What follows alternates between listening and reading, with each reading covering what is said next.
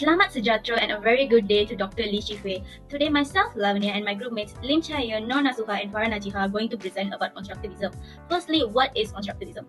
Constructivism is a learning theory that believes that individuals construct information on their own, incorporating knowledges from their own experiences or others. Constructivism also says that learners play a very active role in constructing new knowledge through experiences as well as socialization, integrating new knowledge with prior knowledge.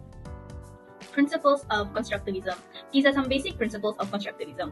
Firstly, knowledge is constructed by the individual. Second, learning is an active process. Learning is both an individual and a social process. Prior knowledge impacts the learning process. Crucial figures. So now we are going to look at some of the crucial figures of constructivism theory. So firstly, we have Jean Piaget, a Swiss psychologist and philosopher popularly known for his theories in cognitive development. He has played a crucial role in shaping constructivist perspectives. Next, we have Lev Vygotsky, a Soviet psychologist known for his work on psychological development in children. He has created the theory of social constructivism, which emphasizes the importance of socio-cultural learning. Okay, right now let's go to the next part, which is zone of proximal development. So just a quick recap of what is zone of proximal development. So the ZPD refers to the difference between what a learner can do without help and what he or she can do with guidance and encouragement from a skilled partner. So how does the ZPD relate to the constructivism theory? Constructivism highlights that learning is about actively constructing understanding, and the ZPD, on the other hand, points to the gap between what a learner can do alone and what they can do with support. So together, they emphasize that the importance of learners being active participants in the learning process and the role of guidance and interaction in facilitating that process. Okay, so to aid a person to progress through the ZPD, educators should prioritize on three main components for learning. The first one is the presence of someone with knowledge and skills beyond that of the learner. The more knowledgeable other here refers to someone who knows better or more than the learner.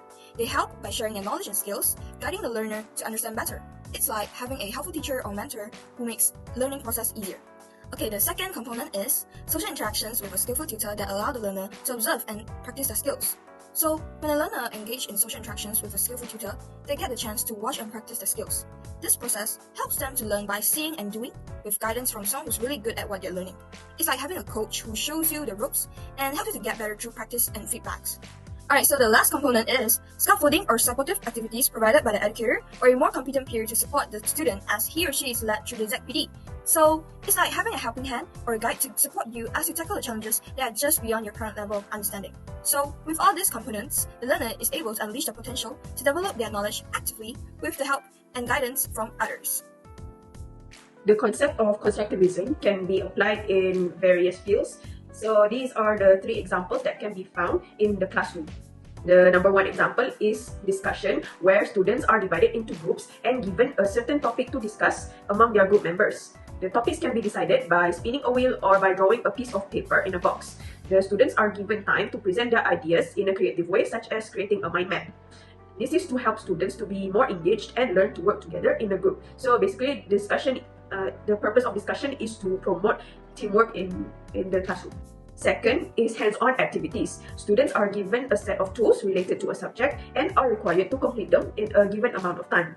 The tools can consist of puzzles or flashcards or even riddles, and the students are required to solve them within a few minutes. This is to keep students interested and help them to memorize a topic, as it has been proven that whatever students do hands-on, they are better to memorize them instead of just hearing a lecture from the teacher in class. And the last example is called problem-based learning. This is where students are given an open-ended question, which we call a problem, and asked to come up with creative solutions. Students need to use their prior knowledge and resources to solve the problem. The purpose of problem-based learning is to encourage students to think outside of the box, and this leads to deeper learning than traditional lectures or classroom instruction. Next, we will move on to the strength of constructivism learning theory. The first one is independent problem solving. Constructivism fosters independent problem solving skills, particularly beneficial for learners with special needs like sensory processing disorders or those on the autistic spectrum who may struggle with traditional teaching methods. The second one is student-centered classroom. It promotes an active and student-centered classroom environment where students collaborate, share experiences, and engage in democratic discussions, enhancing the overall learning atmosphere. And the third one is critical thinking. Constructivism cultivates critical thinking skills by encouraging students to think creatively, solve problems, and become more expert in addressing their own challenges through case studies and research projects. Next, we will take a look on the weaknesses of constructivism learning theory. The first one is time-consuming. Constructivism demands time for students to build their own knowledge, which can be challenging for students who prefer quicker and more direct learning methods. The second one is lack of predictability. The theory's reliance on individual student perceptions and knowledge can lead to unpredictable outcomes as each student interpret information differently, potentially affecting the consistency of learning outcomes. And the third one is the needs for help. Some students who require more guidance in their thoughts may struggle in a constructivist learning environment that emphasizes independent knowledge construction. Conclusion. To conclude, constructivism is about individuals constructing information on their own, incorporating knowledge from their own experiences or others. The zone of proximal development is a central concept, involving the presence of a more knowledgeable peer or teacher, social interaction, and scaffolding in order to further support learning. Examples of applying constructivism in the classroom include discussion, hands-on activities, and problem-based learning. Constructivism promotes active engagement, develops higher-order thinking skills, and fosters problem-solving skills, thus seldom causing confusion and frustration, so skilled assistance is required for effective navigation.